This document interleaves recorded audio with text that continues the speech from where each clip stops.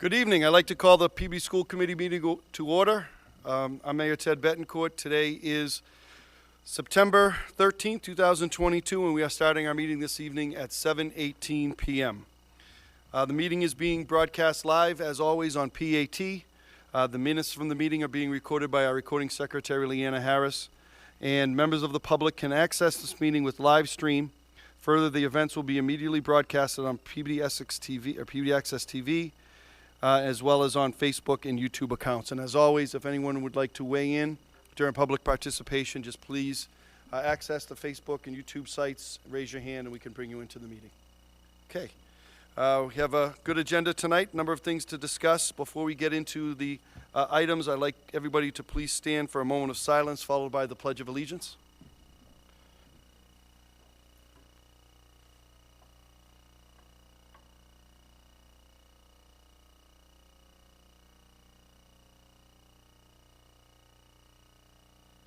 Thank you. I pledge allegiance to the flag of the United States of America, and to the republic for which it stands, one nation, under God, indivisible, with liberty and justice for all. Thank you. If there's no objection, I'd like to take the meeting out of order and go to the superintendent's report. We have some students here and some teachers, and we wanted to recognize them and bring them forward. So if there's no objection, we'll go right to the superintendent's report. Okay, thank you. Turn it over to you, Dr. Vidala. Excellent. Thank you, Mr. Mayor. So we have a few presentations. The first one, very excited about. We have some members of Peabody High School, Peabody Veterans Memorial High School Band here today, as well as band director, Mr. Jones, and our performing arts director, Mr. Simmons. So we have Jacob Richards, Elijah Swanson, and Victoria McCoy here. And we wanted to show a brief video that one of our students also made. And the students wanted to come in and personally thank the committee for allocating the funding for new uniforms. So I'm going to show this quick video clip. So we have our students here at the football game, and they're wearing their brand new uniforms. These are the old uniforms. You notice that they don't have any Peabody logo in, and they were 25 to 30 years old. And so, you know, our uniforms were outdated. You'll see now that they have nice bright colors. They have the Tanner name showing pride right down the sash there, as well as the logo. And we debuted them here on Friday night at the football game. Students were very excited, and I think they did a wonderful job. So we'll call the students up now, and so you can see firsthand the uniforms. And this is a little action video that we have of the students performing. And you know, as you know, our students also perform at competitions with the band, and they're quite successful. So these uniforms definitely have bring them up to, you know, the 21st century here, and I think that they, you know, are a great sense of pride, and you know, we're really excited for the work that they do, and we appreciate all the work they do, and I just want to say congratulations, and they look amazing. Absolutely. You do look amazing. That's great. The football game was wonderful the other day. Did you want to say anything, or is there any questions? Mr. Jones? You just need to press that button, Mr. Jones. One on the right. Chairs. I would like to just thank everyone for this opportunity. These students work really hard, and just the overall pride in the group that these uniforms kind of elevate. The students are always proud of what they do, and we've always been proud of what they do, but somehow having this new uniform elevated it 110% more, and just thank you very much. We're very grateful.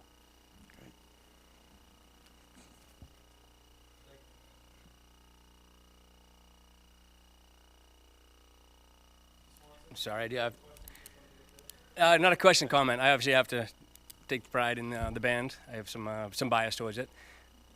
Mr. Jones, obviously, I don't know if you've heard it, but the fans last year when you guys returned, and through this year, they're excited you're back in the stands with them playing. I think one of the comments was when during COVID, the games were different. They were quiet, and the band brought life back to those games. So appreciate you bringing them back. Appreciate all that you do for these kids. And obviously, you guys have a lot of pride of travel with these guys to competitions, see them on the field, and they are actually award-winning. So appreciate it. You guys look great. Love the new uniforms.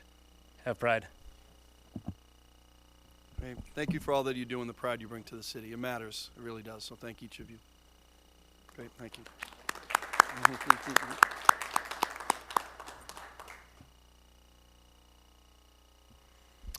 Okay, we also have two students here, and each year the Massachusetts Association of School Superintendents, MASS, provides academic excellence awards for students in high schools. And the size of Peabody High School, we're fortunate enough to have two students that we can honor each year, and this year we have two very deserving students. So I said that I would read a little something about them each, and then we'll call them up together, because not only are they both amazing students and involved in a number of extracurricular activities, they're also quite humble. So they didn't want to come up alone. But so we'll start with Jessica Richards. She's an amazing student, three-sport athlete. Her guidance counselor, Ms. Mulk, describes Jessica as one of the kindest, most thoughtful and conscientious students that she's ever worked with. Jessica is extremely insightful and wise. She's a leader on campus and in the community. Jessica is a three-sport athlete, playing soccer, indoor track, and outdoor track. She's active in the community, working with our Best Buddies program, serving dinner at the Family Promise in Beverly, and she plans to pursue a career in the medical field. Jessica's also taking a number of honors and AP courses. I don't think she's ever got below a 97 in any of her classes. She's done an amazing job. She exceeded expectations on both the ELA and the Math MCAS and received a perfect score in mathematics. I'm not sure even she knew that, but she had. I looked up her scores and she received a perfect score. So Jessica is quite an amazing and deserving of the Academic Excellence Award. And I'd also like to welcome Samuel Olivero. Samuel is also a wonderful student, taken many AP courses and honors courses throughout his career. His guidance counselor, Ms. Schoenfield, describes Samuel as one of the nicest, most genuine students at PVMHS. He's responsible, reliable, funny, and he's got an outstanding personality. He's an excellent student. He completed 10 honors and 7 AP courses already, and he's currently enrolled in 5 AP courses and 1 honors course during his senior year. Samuel, I also looked up his MCAS scores, exceeded expectations in ELA and math, and Samuel also had a perfect score in mathematics on his ELA, on his mathematics exam. So both students are excellent students. I think Samuel's probably, I think maybe the lowest grade he's got is a 95. You know, so he's really in all four. In the classroom, but I've got to see them perform in a number of ways on the sports field.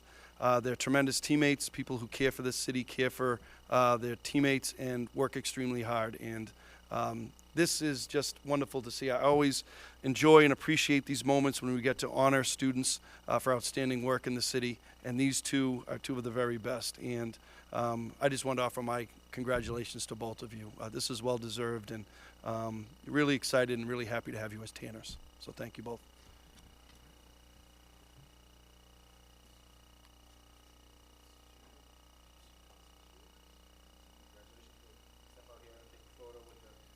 I think Sammy wants to give a speech. Did you want to give a speech?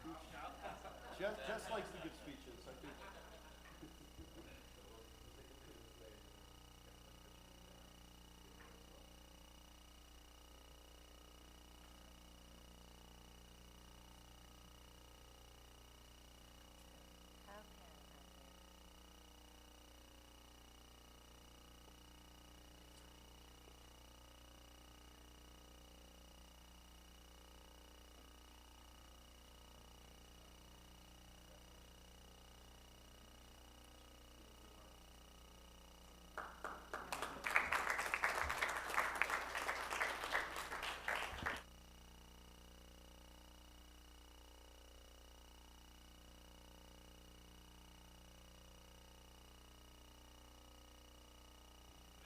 Motion to adjourn. It's always good to leave on a high note. This is great. It is. We do have one more presentation. We have Ms. Doucette from Peabody High School. They have a wonderful educational field trip that they would like to propose, and to me it's also very symbolic of bringing back the wonderful work that we have and the ability for our students to travel and experience. And I was really excited to see this, and I'm very grateful to Ms. Doucette. And I just think that this is a wonderful trip, and I'm going to let Carissa explain some of the great things that our students are going to have the opportunity to do. It has been a long time since I've had the privilege of traveling with the Peabody students. I believe my last trip was in 2014. This is long overdue. Now, I know COVID put a dent in it. We had a fabulous trip planned, Mr. Barron did, and unfortunately, we all know what happened there. So what I did for planning this trip was I decided that instead of April, trying February. Now, weather is unpredictable in the Boston area, as we all know. However, in the Riviera, it's gorgeous. And I think it would be a wonderful opportunity for our students to visit an area of France that they might not normally go to. A lot of students on their own with families have already been to Paris. So this way, we'll fly from Boston to Paris, spend a couple days there exploring, and then we'll take the high-speed train down to the Riviera and explore some Roman ruins and make a side trip over to Monaco before flying home. So it is a 9-day trip. It's an overnight flight from Boston, so I believe it's 7 nights hotels. A lot is included, but I think the best thing that's included is the one chaperone for every 6 paying students. Those will be Peabody staff members, making sure that the Peabody ideals and expectations are met by our students while overseas, representing both our community and our country. We have a dedicated tour guide that travels with us.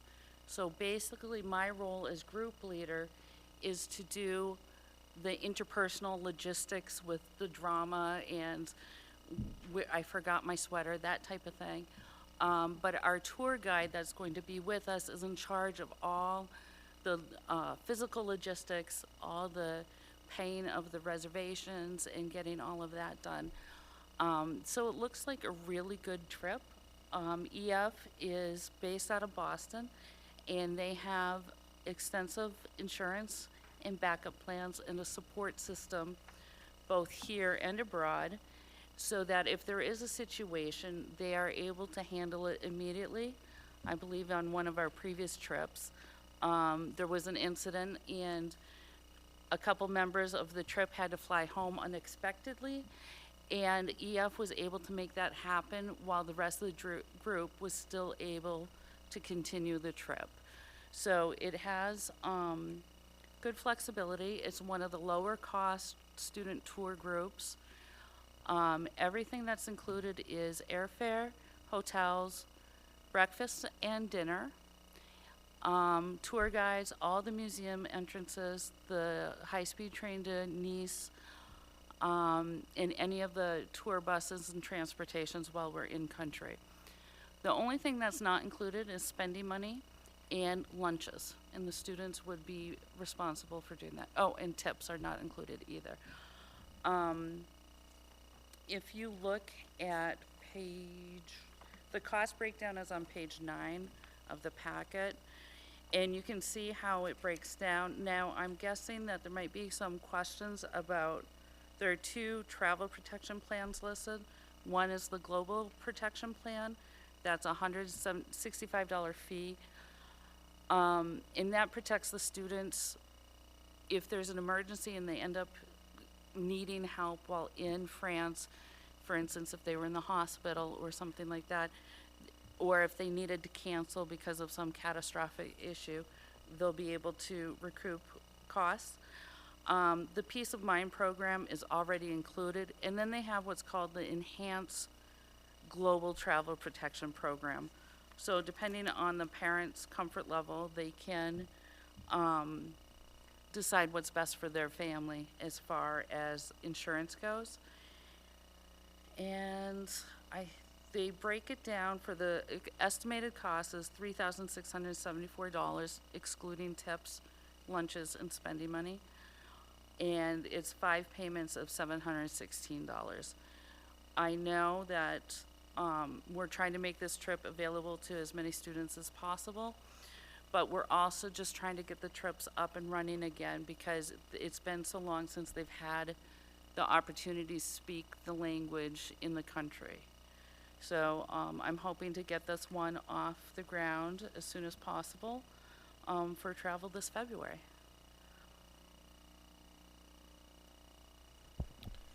Thank you, Ms. Doucette. Any questions about the trip or Anything that wanted to be asked? Mr. Amico?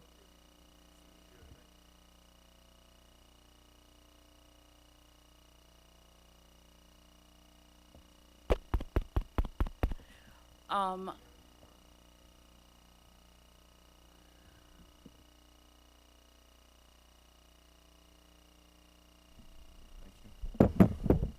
Thank you. Sorry about that. Can you hear me now? Cool. I feel like I'm on a commercial. How many students will this be available to, and how many do you foresee going on this trip? I took an interest survey of 9th, 10th, and 11th graders at the end of last school year, and there were approximately 25 students that were enthusiastic and interested. Minimum number I would travel with would be 12, because I strongly feel like we need the 2 chaperones minimally, so that if there is an incident, one chaperone can stay with the group, the other chaperone can deal with any incidentals. And then the maximum would be 1 motor coach, so approximately 40 to 50 students would be the absolute maximum. Okay. The other question, in regards to educational, what do you feel is the educational piece on this? I mean, other than the great experience, I know it's during February break, and I know it's educational, but what do you foresee?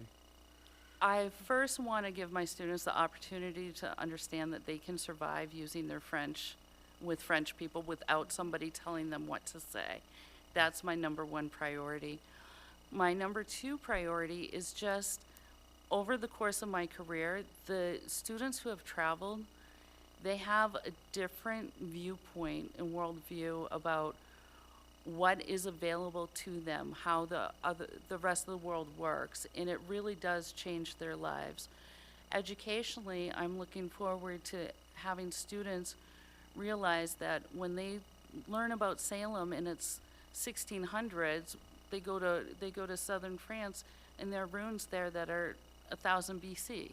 So it really puts the historic events in perspective for students. And I don't think you can get that from looking at a timeline or a book or a video. I just really don't. You have to be there. You had mentioned how I would decide which students would travel. Priority is always given to seniors and juniors, so we do it that way. It would be any students who are currently in French, students that are former French students, they've had a scheduling conflict, they had to drop French, they would be invited to go. We have 1 or 2 students at the high school that have vouchers from EF from the canceled tour during COVID, and they would be invited to go as well. Freshmen will likely have another chance to travel, so if we get to our maximum group size, the freshmen would be the lowest priority. And then we would just work to make sure that they have some other opportunity in the future to travel. And I support this 100%. My only other question is, there are some expenses that aren't part of that stipend that you mentioned, the $3,000. So, lunch, spending money. Do you think of any ways that you can maybe raise some money, or are you doing any fundraisers to help out on that end if students can't afford that? The costs that aren't included would be lunch, spending money, and tips, because that's how the tour guides actually make their salaries. Fundraising, I don't have anything planned. The logistics of the trip, plus what's going on, some of the responsibilities I have at the high school are going to make it difficult for me to do any fundraising. I will support students that wish to fundraise, or if there's a parent that would like to spearhead that, I would definitely assist them, but I cannot be the head of the fundraising efforts. Great. Well, thank you very much. We appreciate it. Thank you, Mr. Miko. Any other questions, Mrs. Carpenter? Thank you. Thank you. Is mine on too? No? It is, okay. Thank you for coming before us. This is a wonderful and amazing opportunity. I do recall the same educational tour company working with us in the past, so I know that they're reputable and they do a really good job at that. one of my questions was around fundraising as well, but it's more about a program of fundraising to help the kids who may not be able to afford, not so much the tips and all of that type of stuff, but just the actual trip itself. I've already heard your answer that you have, a lot of things going on. So I would be interested in seeing something for students who want to attend but just can't afford it, if we could figure out something to do for them. That would be a dream. I would love to be able to have that.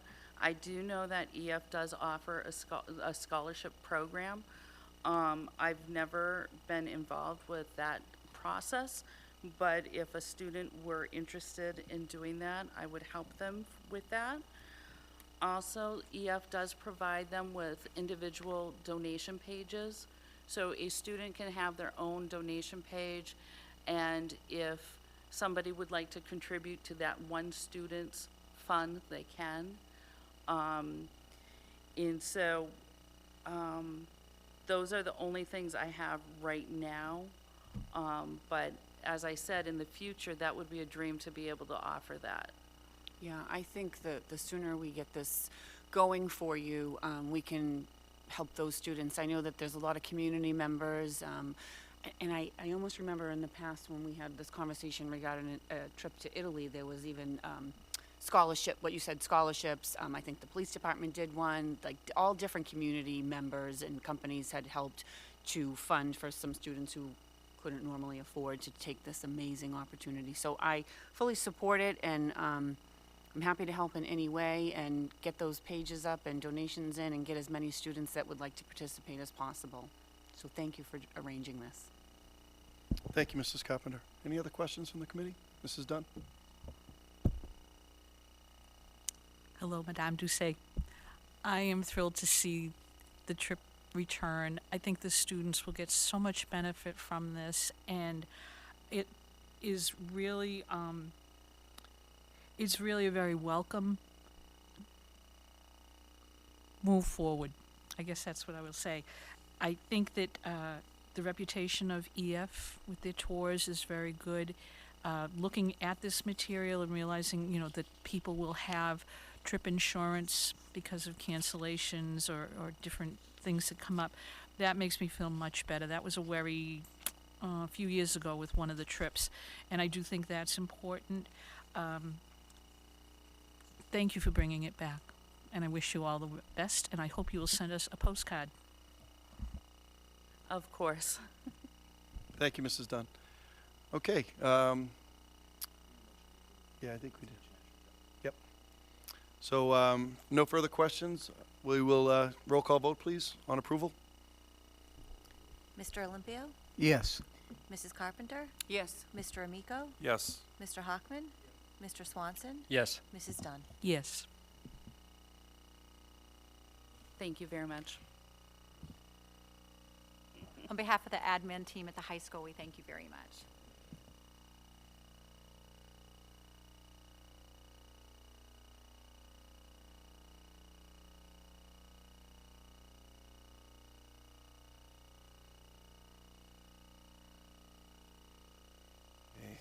Thank you, Dr. Vidal. If there's no objections, I would like to go again out of order.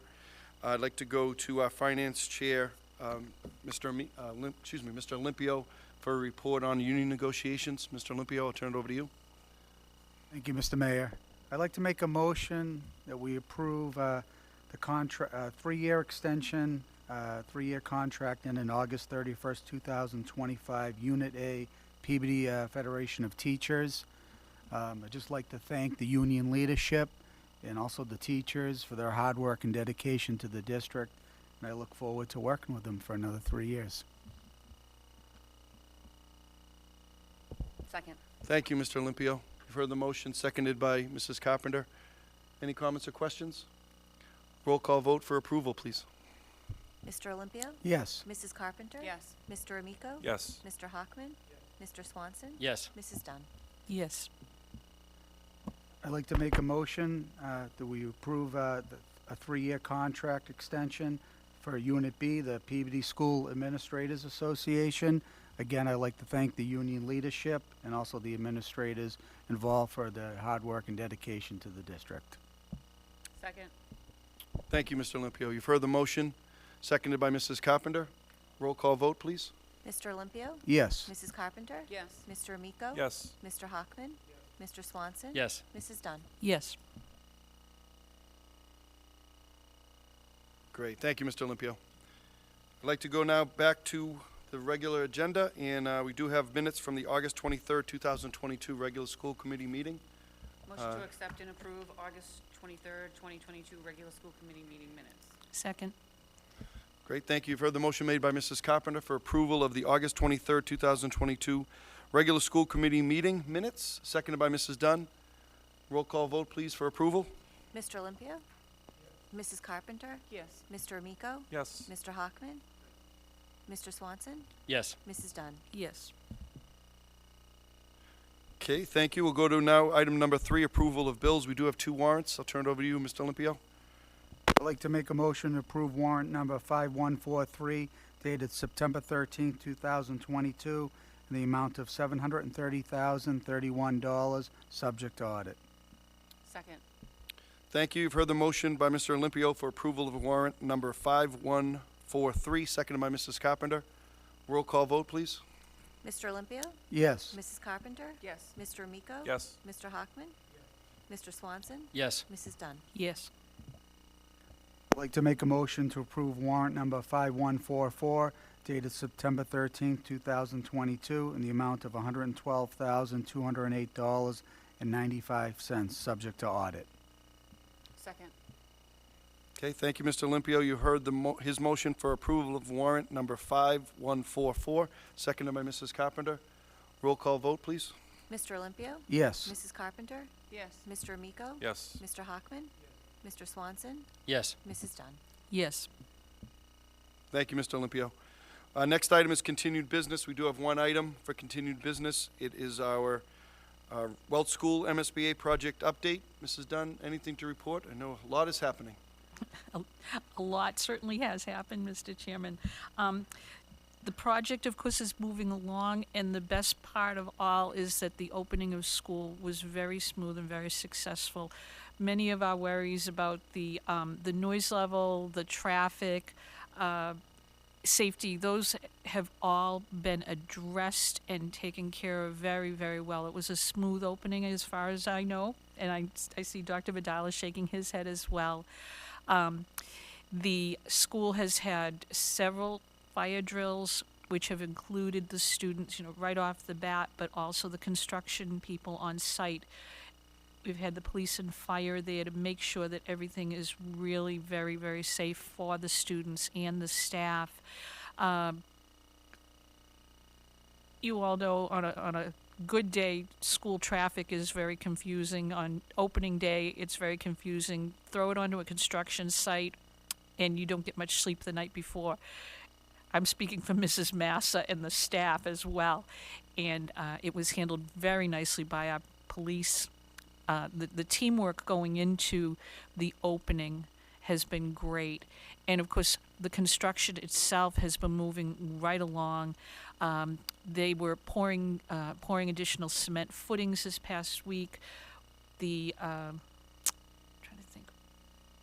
electrical system has been is being upgraded. Plumbing has been worked on. There were considerations for the drainage pipes. It's difficult with current code and old code to hook an old building in with new code, and they've done it. They worked it through. We've had it inspected. So everything to date is moving right along and going very well, and I think you can all be very proud of that project. It's going to be a really nice product, but right now it is moving along the way we had hoped and had anticipated, so things are moving. Thank you, Mrs. Dunn, for that report. Any questions or comments? Okay, thank you. All right, we'll go back to Superintendent's report. Dr. Vidal, I think you had 1 remaining item. Yep. Thank you, Mr. Mayor. We have one last item on the superintendent's report. And so as you know, one of the district's goals is to create a sense of belonging. So I wanted to share some of the things that we're doing. The biggest thing is that we really want students, staff, and families to feel welcomed and supported in our schools. So it really began this year with a tremendous opening week. So you'll notice here, this top left picture, we had a speaker come in for our staff, and they got a standing ovation. You'll see our staff with the show Unity wearing the same T-shirts. It was a very positive week. I can't thank the union leadership enough for their work over the summer leading up to this, and it was a great partnership. We came back, really exciting start to the school year. So it began with our staff, them feeling good about it, and then coming into our schools. And the opening week of school, you'll see some pictures of the kids here, some welcome back signs, some hallways decorated. The PTOs and the families did a great job of just really making chalk outside of the school, so as the kids entered on the first day and then again on the first day of kindergarten, they really felt welcomed.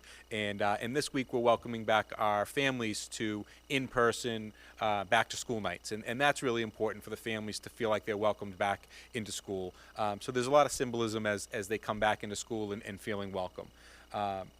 In addition to that, recently, this picture here on the top right, our CTE program at the high school had a wonderful presentation of some of the grant money that they received. Mrs. Carpenter, Mrs. Dunn were there, and you'll see in this picture Rep. Walsh and Rep. Kearns were able to attend as well and see some of the wonderful things they're doing. So really bringing the community into our schools as well develops that sense of belonging and pride. And I think we saw our band today in the uniforms really feeling a sense of pride. So that is really important as a symbolic sense of coming back.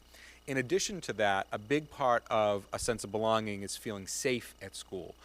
So we've done a number of things. You'll notice the bottom right picture here is our meeting with our school resource officers, and Sergeant Sullivan is overseeing them today. So we met at the beginning of the year, talked about some of the things we can do in terms of school safety and supporting our students. Because not only the physical safety, but feeling safe and that psychological safety for our students is very important. So we've done a number of things around school safety as well. So I'd like to turn it over. Dr. Higgins has done a great job this year meeting with people and some of the safety updates that we're doing. So he's got a few slides here. I'll turn it over to Dr. Higgins. Excuse me. Thank you, Dr. Vidala. So the updates that are currently happening now at Peabody High School is the same things that we see here at the Higgins Middle School, so the camera system. Currently, there are 26 cameras up at the high school. They're just standard cameras. They're all being replaced with high-definition cameras. In addition, there will be 29 additional cameras added to that to provide much more coverage throughout the school. 5 doors at the high school are going to have the HID badges that are in place here at the Higgins Middle School, as well as at McCarthy and Central Office. And as that project completes, and we're going to move throughout the district, you can see at the bottom, we're going to eventually get to all of the schools so that they'll all have that same badge system that addresses a lot of the security concerns we have. And the Welt, of course, will be updated once that project is completed. And so you can see on this next chart here that we've not only doubled the amount of cameras up at the high school, the quality of them. I was walking around with Officer Costa, and he was pointing out the essential dead areas that happen because of the cameras and things. And so he was pointing out to me with the new cameras, the 270 degrees, 360 degrees in the cafeteria. So the amount of coverage that that's going to provide is very exciting. So that addressed a lot of the concerns that they had up at the high school.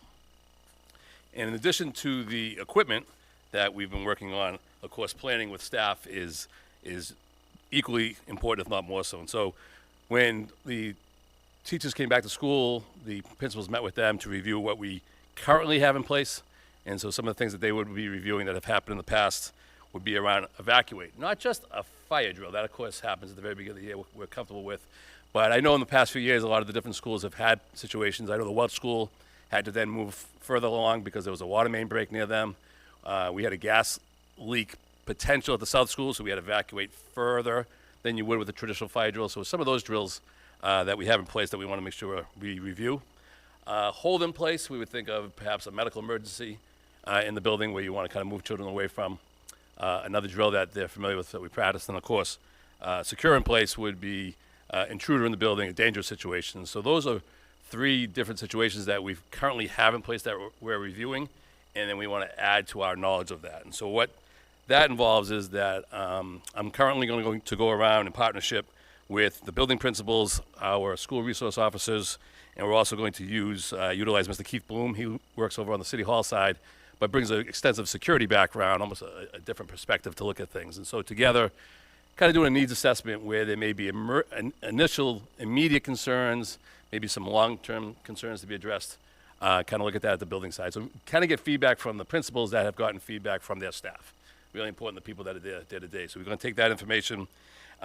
We already have a meeting set up with our Peabody Police and Fire Department to then make a much more comprehensive plan, building off of what we already have in place, to then build that. And then a big part of that will be to do some drills at the school, drills with the adults in the school, so that would be kind of tabletop exercise, which is really valuable. You can just freeze right in the middle of the day, do a drill where you're checking in with the teachers as to how they may respond. It doesn't impact the students. It's not a situation that bothers them, but it's very valuable for us to have. So we'll do some of those exercises, and then, of course, full school safety drill exercises to get comfortable with that. So there's a lot of things that are in place. I think the equipment that's happening is wonderful. I know the staff that I've spoken to are very happy with the ideas, especially around cameras and securing doors. And just as important, as Dr. Vidal mentioned, is then planning with all the experts that we have in our community. And that's kind of what we really set up. So I think we're in pretty good shape. And I just very briefly want to mention, Mrs. Dunn, that I did a lot of work with the Welt School the beginning of the year. They did a tremendous job. I was just kind of collaborating with them, but you're absolutely right. The school staff, the construction, police, fire, they all have collaborated wonderfully, made it a safe opening, beginning of the day, end of the day, and then even, you mentioned the fire drill. I know that the entire building participated, which was really nice to see. So that was a good example. So I thank you for mentioning that. And that's it. Thank you. Thank you. And as you can see, I think school safety is really a community effort, and I think you see all the different partners that we're utilizing. It takes everyone. Every time I talk about school safety, I talk about the physical safety, which is a lot of things Dr. Higgins was mentioning, and then, of course, the psychological safety, which really starts with relationships, getting to know our families and our kids and connecting them to supports and services proactively. And I think, this committee's really invested quite a bit of time, energy, and money into all of that, and I just wanted to thank the committee for not only the funding for the physical safety, but also for the emotional and the psychological safety. So we're happy to answer any questions about that, but as you can see, there's a number of things going on, and now that we're back to a more typical school year, a lot of this great work kind of get moved back to the forefront where it was kind of put on the back burner, and we're really excited about this work that's being done. Great, thank you. Questions? Yes, Mrs. Dunn. Actually, it isn't really a question, it's more of a statement. I wanted to say thank you with the way that the beginning of this year has gone so far. I think it's really important for everyone to have things happening at the very beginning of the year, such as those orientation meetings, the planning for safety, the examination of the safety needs. All of what people need to realize is that these things are all being done now much earlier than in past years. And that's something people had always asked about, and I think I just want to say thank you for that, because I think it makes for a good start to the school year when people can come in and, get familiar with the staff through those orientation meetings. You've had, I think the back to school nights are coming. There is so much going on right now. It's actually wonderful to see it, and I just wanted to say thank you. And I am very happy about the safety, because I know that's at the top of your list, and you jumped right on it, so I appreciate it. One other item I did want to mention, I've been working with Dr. Vidala, Jim Hafey. We've been in touch with Principal Randall and some teachers about there's still a few locks that need to be fixed. That work is taking place. Hayden Locks is going to be coming in to fix some remaining locks that haven't been fixed. We did a number over the summer, but there were some that had not been fixed. So we got the list of those few classrooms, and we'll be getting that done. And I met with Mr. Hafey this morning. He gave me an update, and I think we'll be getting that done pretty quickly. So I'll keep everybody updated on that. I know we have a lighting issue too that I think I messed up on and put the wrong lights in rather than what this area was supposed to. So I'll have an update on that soon as well. All right.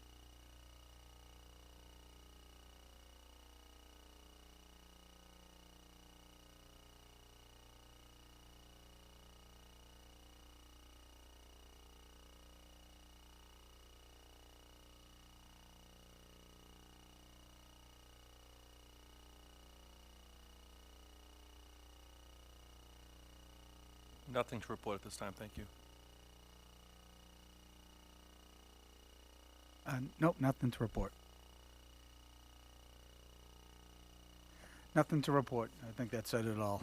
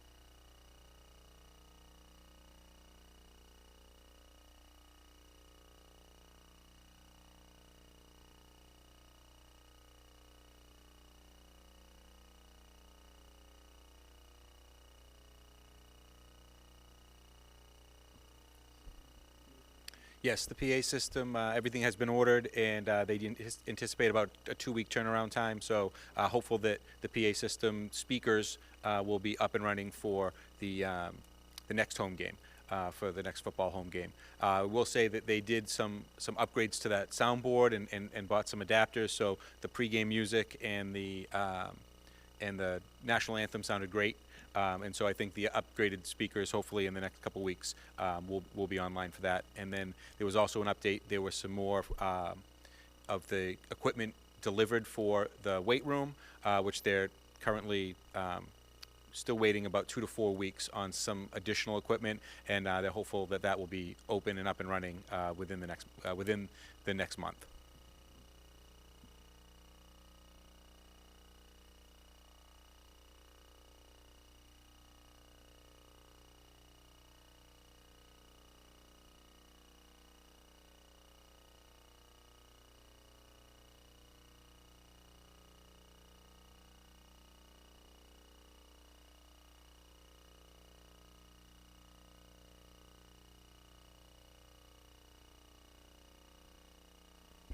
Thank you, Mr. Hockman.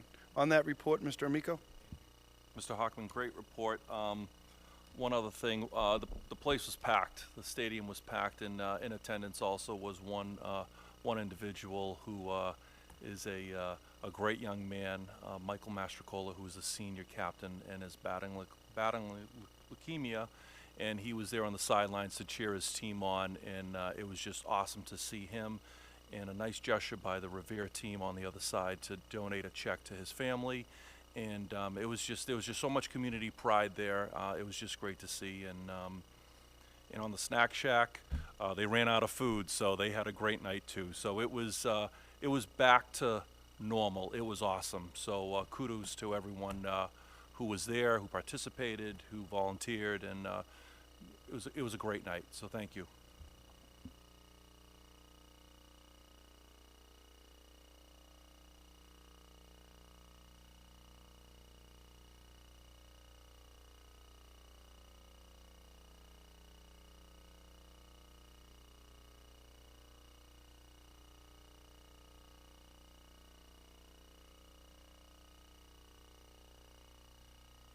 Great, terrific, thank you. Okay, quality and standards, Mrs. Dunn. Nothing to report this evening. Thank you. Parent and student advisory boards, Mrs. Dunn. We have a tentative meeting scheduled for Wednesday, September 28th. Our guest of honor will be Dr. Vidala. If you would like to bring Dr. Chase and Dr. Higgins with him, they're all welcome. We're hoping that we'll have a good turnout. Parent advisory board members have actually been contacting me, as well as PTOs. So we thought that was a good date. To their credit, the school PTOs have already begun meeting as well, and trying not to conflict with their dates. It seems like that's going to be a day that everybody can come. So I'm looking forward to it. Thank you, Mrs. Dunn. Oh, and with Student Advisory Board, Mrs. Prouty is working with the students, and I just have to contact her as far as the schedule. I just figured they didn't need me interfering with the first couple weeks of school. let them get into the swing of things, and then I'll call and say, when can I come up and meet? Thank you. Okay. Building and grounds, a subcommittee. Mr. Hockman. Yeah, I think we're ready on our end to get some additional information to start getting into those discussions. So we'll work on a committee meeting. Here, Mr. Amico. Sorry, Mayor, through the chair to Mr. Hockman, I'm sorry I didn't get to you on this. The Barbudo Memorial up at the high school, they had a group up there cleaning up. They just need someone to mow the lawn right by that memorial. That is it, but sorry I didn't get to you on that. How about that? Ugh. Thank you. Yeah, Dr. Vidal and I will get that done. All right, thank you. Special Education Parent Advisory Board, Mr. Olympio. Yes, I was looking to schedule a meeting for Monday, October 5th, 6 p.m. at the Higgins. I was actually going to invite Dr. Vidal and Ms. Crompton to maybe speak for a few minutes. That would be great. I'll be formally posting it the next day or two. Thank you. Thank you, Mr. Olympio. City Council and Legislative Delegation. Yeah, I'm going to be posting a meeting shortly. I have to reach out to Dr. Vidala. We were, Councilor Welton reached out, has some issues to discuss, and then Councilor Rossignol did email me, and they would like to get together to have a meeting, so I will reach out to Dr. Vidala and set up some dates and get that scheduled soon. Great. Thank you, Mrs. Carpenter. Oh, Mr. Chairman? Yes?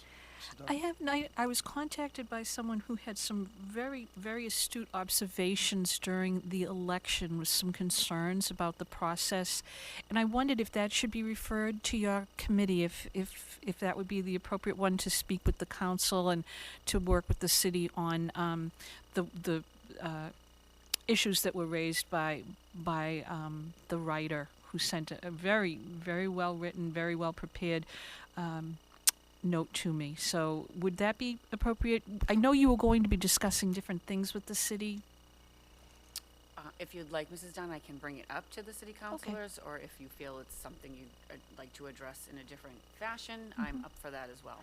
Okay, no, I'll ask if refer it to the committee, and then you can let me know how you want to proceed. Okay, I'll Yeah. put it on the agenda for that meeting. Okay, thank you. Great, thank you. Redistricting, any update, Mr. Hockman? Okay, thank you. New business, we do have one item to discuss tonight brought forward by Mr. Amico, transportation routes. Mr. Amico, I'll turn it over to you. Mr. Mayor, thank you. And I'll be brief. I believe this is something that we could also bring to your subcommittee, Ms. Carpenter. Transportation. I've been contacted, I think we all have been contacted by numerous people regarding the distance for some students walking, especially to this building here, and some students having to walk almost 2 miles. And I know we follow the state regulations on busing and so forth, but I think it's time that we really work together with our state legislation and try to figure this out, because 2 miles, 1.9 miles is a long way for students to walk. You know, we saw over the last 2 or 3 years, you know, universal lunch, for example, That came out because of COVID, because we saw the need for food and feeding our students. I think transportation is sort of like that next thing that we really have to look at, because there certainly is a gap there between students who may get a ride to work or students who have to walk a long distance. So I'd really like to have that put on the agenda for the next meeting, and start discussing ways that we can maybe speak to our levels above the state and see if we can get additional funding for transportation. I wouldn't want to walk 1.9 miles to work, so I don't think some of these students should be walking 1.9 miles to school, but that's something for us to discuss in the future. So thank you. Thank you, Mr. Miko. On that topic, Mrs. Carpenter? Thank you.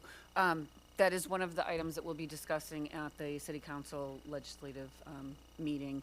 And through the chair to Dr. Vidala, I would just want to ask, any families that are reaching out regarding that they don't meet the criteria, are they then being offered the, I think it's in October, if there's any empty seats, they're able to go to a bus stop. Are they being offered any of those seats?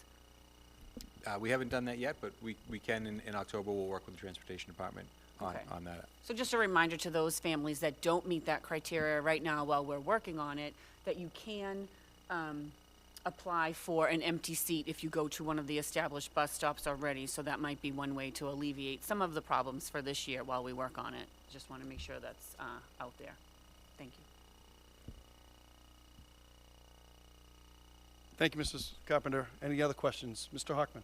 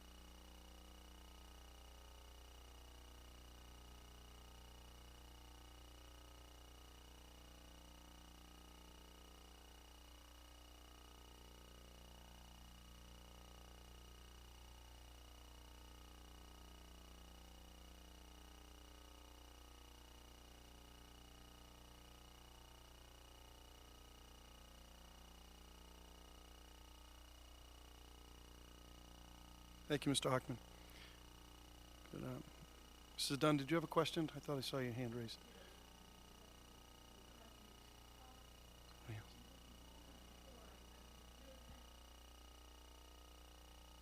Sorry, here we go. Sorry. At a previous meeting, when I was confused about the busing policy and our distances and the cost and everything, one of the things that seems to have been coming through, and you know, I am receiving emails from people, it's here at the middle school distance.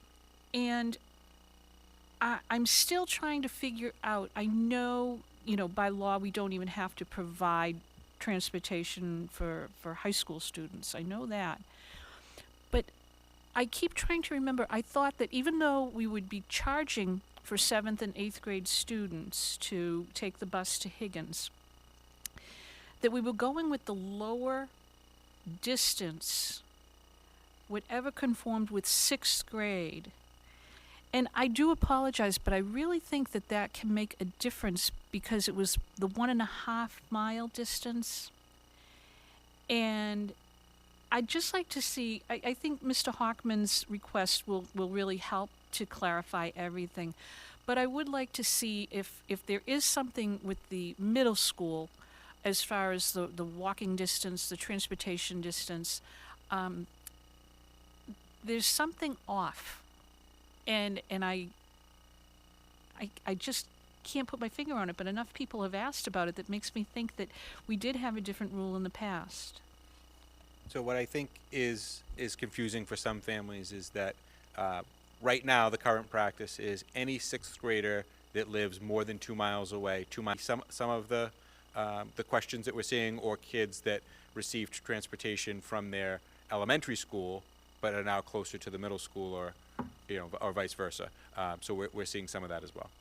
Thank you. That could be some of it, but I also do think that at one point we had lowered our distance, our requirements from the 2 mile to 1.5 miles. But I apologize, I can't remember it. But if the business manager could check into that, it would be, we're going back 5-6 years maybe, because I do think that was something we had in place, and I'd just like to see that if he could throw that kind of data into that report as well, as far as costs, so that we could look at that. Thank you. Thank you, Mrs. Dunn. Mr. Swanson. Quick one, through you to Dr. Vidala. Not to be answered here, but part of the conversations. Could we have an understanding of how the transportation department, if they over time change their bus routes or where stops are, as the city's very dynamic, neighborhoods growing, people moving out. I've had a couple of requests of why there's not a stop in a particular neighborhood. If we could have an understanding of how that's done over time. Thank you. Thank you, Mr. Swanson. Okay, any other further comments? Good topic. Thank you for a good meeting here tonight. We covered a lot of ground, important items. Our next regular meeting is Tuesday, September 27th, regular school committee meeting that evening. Agenda items will be handled the regular course. Please submit those to Dr. Vidala and I appreciate everyone's time and efforts. Motion to adjourn. All in favor? Thank you.